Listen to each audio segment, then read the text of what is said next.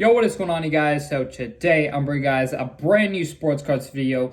In today's video, I'm going to be breaking down my strategy on flipping ungraded cards and making a lot of money doing that. I know there's a lot of different sectors of the market that maybe you can't make as much money right now, but I can tell you that ungraded cards are one of the greatest opportunities in my personal opinion. So I'm going to be sharing with you guys that. But as you guys know, every single video we are giving away one of these Darius Garland Prizm PSA 10 rookie cards. If you would like to enter in to win this card, all you have to do is subscribe, comment the word done, and like this video, and you will be entered in to win this Darius Garland Prizm rookie card in a PSA 10. But without further ado, we are going to hop right into this video. So essentially, as you guys know, raw card sales are essentially very dependent on the condition of the ungraded card. Of course, certain ones that could potentially grade well could sell for, say half the price of a PSA 10, at least for recent years. And then poor condition cards can sell for as low as a fourth of the price of a PSA 10 for recent years. At least that's the market trend for 2019 to 2021 Prizm basketball, which is essentially one of the most core way to measure the market for basketball cards of recent years. And so one big strategy that I have really used is, first of all, using raw card review to bump up the value of my card. I cannot tell you guys how many times I have bought a raw card in great condition, sent it into RCR, Beckett at shows. They're set up at quite a lot of shows where you can just RCR it literally at the show, get it back by the end of the show.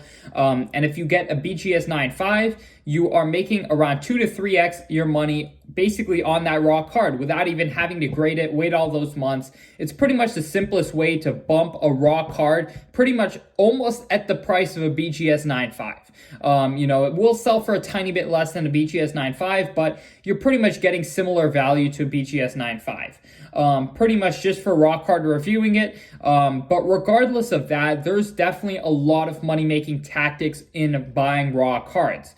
One, of course, is essentially everyone in this market right now is using comps.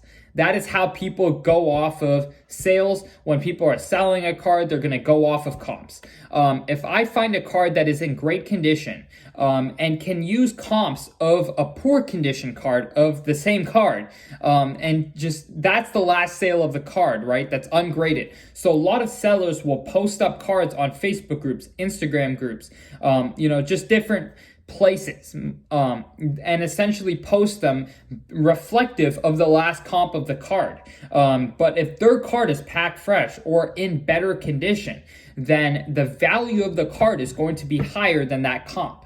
Now, comps for raw cards can be all over the place. One example I'll give is the Jalen Green Purple Ice Prizm that I bought. So I essentially got this card. The last comp at this time was $534. However, that card had a horrible corner problem, and the edges were pretty much had quite a lot of white on it. So it was in poor condition, and it sold for $534. So I essentially, the guy had it stickered at $600 because it was based off that $534 sale. I got it at $480. And the next sale happened to be a great condition Jalen Green Purple Ice.